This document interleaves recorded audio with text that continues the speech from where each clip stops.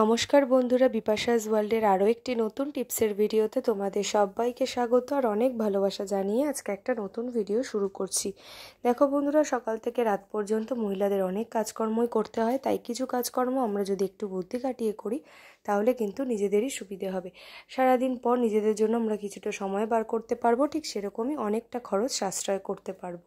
তেমনই কিছু helpful tips থাকছে আজকের ভিডিওতে। ভিডিওটি ভালো লাগলে অবশ্যই চ্যানেলটিকে সাবস্ক্রাইব করে পাশে থেকো। চলো শুরু করছি আজকের ভিডিও।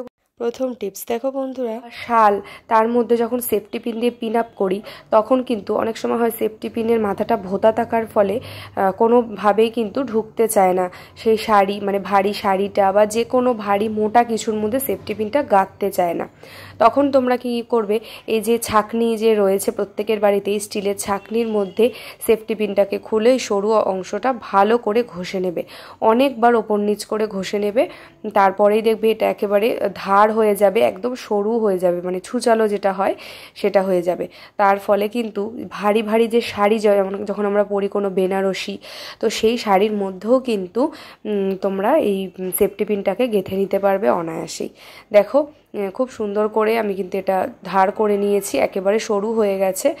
এইবারে দেখো, যেই দিকটা থেকে তোমরা ভারী কোনো শালের মধ্যেও যদি সেফটি পিনটাকে একেবারে মোটা দিক দিয়ে গাঁথতে চাও, দেখো কতগুলো ফোল্ড করা আছে এই চাদরটায়, তারপরেও কিন্তু সেফটি পিনটা খুব ভালোভাবে ঢুকে যাচ্ছে।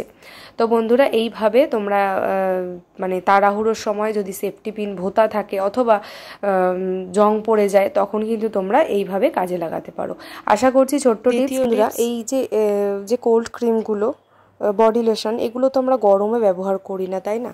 প্রচণ্ড গরম পড়েছে যেই হারে, আমরা কিন্তু এই পরিমাণে কোনো ক্রিম ব্যবহার করতে কিন্তু খুবই আমাদের অস্বস্তি হয়। এগুলো মূলত আমরা শীতকালে ব্যবহার করি। তো আমরা যখন রেখে দিই দেখবে কি হয়, কোনো সময় হাতে চাপ লেগে যেতে পারে।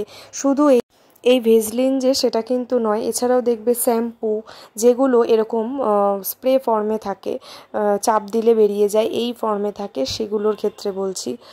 তারপরে বিভিন্ন ধরনের ফেস ওয়াশ, ক্রিম, তো এই সমস্ত জিনিসগুলো কি হয় দেখবে বাচ্চাদের হাতে পড়লে ওরা কিন্তু মজা পেয়ে কি করে, এটাকে বারবার চাপ দেয় আর তার ফলে ভেতরের সমস্ত জিনিস কিন্তু বেরিয়ে আসে, তাতে অনেকটা পরিমাণে জিনিস কিন্তু অপচয় হয়। তো তোমরা কিন্তু দারুণ একটা কাজ করে রাখতে পারো, এরকম ক্লথ ক্লিপ দিয়ে এই ঠিক সরু মুখটার দিকে লাগিয়ে রাখবে। দেখবে বাচ্চারা যতই চাপ দিক না কেন অথবা নিজেদেরও ভুলবশত চাপ দিলেও কিন্তু জিনিসটা পড়ে বেরিয়ে নষ্ট হবে না। এই ভেজলিন তো আমরা রেখে দিই, সেই আবার শীতে ব্যবহার করি, তখন তোমরা কি করবে, এরকম ক্লিপ একটা এইখানটা দিয়ে আটকে রেখে দেবে, এর ফলে চাপ দিলেও কিন্তু জিনিসটা বেরিয়ে অপচয়। বন্ধুরা, আমরা কিন্তু অনেকেই চশমা ব্যবহার করি, তো অনেকেরই আছে অনেক একটার বেশি বিভিন্ন রকমের চশমা রয়েছে। তো চশমা কিন্তু যে কেউ ইউজ করুক না কেন, দীর্ঘদিন ব্যবহার করতে করতে এই চশমার যে কর্নারের দিকটা, মানে যেই দিকটা আর কি চোখের কোনায় ঠিক নাকের ওপরটায় পড়ে, ঠিক সেই দিকটায় কি হয়, যেহেতু প্রচণ্ড গরমের টাইম আমরা কিন্তু ঘেমে যাই, তখন চশমার ওই দিকটার কালারটা যেমন ফেড হয়ে যায়, কেমন লালচে লালচে হয়ে যায়। এছাড়াও কিন্তু দেখবে যখন আমরা চশমাটা আবার ব্যবহার করি, যেহেতু ঘেমে যাই, সেই কারণে কি হয়, ওই দিকটা অ্যালার্জি হতে পারে, বিভিন্ন অ্যালার্জেটিক প্রবলেম হয় স্কিনের, তারপরে লালচে লালচে হয়ে যায়, খুব ইচিং হয়, এই সমস্যাগুলো কিন্তু হয় চশমা পরলে।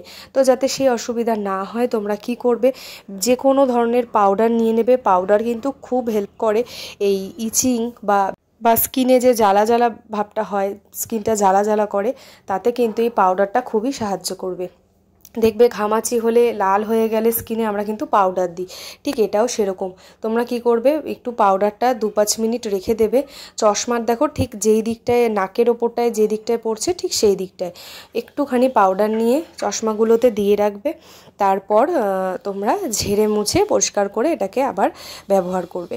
দেখবে তোমাদের কিন্তু এই সমস্যা আর হবে না। পাউডারটা মোটামুটি 2-3 মিনিট রেখে ইউজ করবে, দেখবে এই সমস্যাও হবে না। আর এই চশমার যে আর কি কালার যে ফেড হয়ে যায়, নষ্ট হয়ে যায়, সেই সমস্যাটাও হবে না। আশা করছি বন্ধুরা টিপসটা তোমাদের ভালো লেগেছে, অবশ্যই সবার সাথে শেয়ার করো। চলে যাচ্ছি পরবর্তী। দেখো বন্ধুরা, খুব গুরুত্বপূর্ণ একটা টিপস তোমাদের সাথে শেয়ার করছি, ভীষণ কাজে আসবে তোমাদের, আর প্রত্যেকটা মেয়েদের বিশেষ করে কাজে তো আসবেই। দেখো, আমি এখানে একটা চশমার বাক্স নিয়ে নিয়েছি। তো এরকম চশমার বাক্স প্রত্যেকের বাড়িতেই থাকে, তাই না? চশমা যখন নষ্ট হয়ে যায় তখন নতুন চশমা কিনে আনি, তাই তার বক্সটা কিন্তু থেকেই যায়। তো চশমার বক্স দিয়ে আগেও আমি কিছু টিপস তোমাদের সাথে শেয়ার করেছি। আজকে তার মধ্যে একটা গুরুত্বপূর্ণ টিপস, আমরা যখন বাইরে কোথাও ঘুরতে যাই দেখবে আমরা কোনো কৌটো বা ব্যাগের মধ্যে কানেরগুলো নিয়ে নিই। তখন কি হয়, সব কানের একসাথে একেবারে খিচুড়ি পাকিয়ে যায়।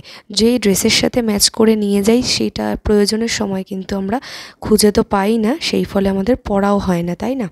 তাই কি করবে, এই যে চশমার বাক্স নিয়ে নেবে, তার মধ্যে ছোট ছোট যত ইয়াররিংস আছে ড্রেসের ম্যাচ করে, মানে যে টপগুলো যেগুলো হয় সেটার কথা বলছি, তো সেগুলো সমস্ত তোমরা এই চশমার বক্সটার মধ্যে ঢুকিয়ে নেবে। নিয়ে এইবারে তোমরা যদি হ্যান্ড ব্যাগে বা এমনি কোনো ব্যাগে ক্যারি করো, তোমাদের হারিয়ে যাবে না, প্রয়োজনের সময় প্রয়োজন জিনিসটা কিন্তু তোমরা পাবে।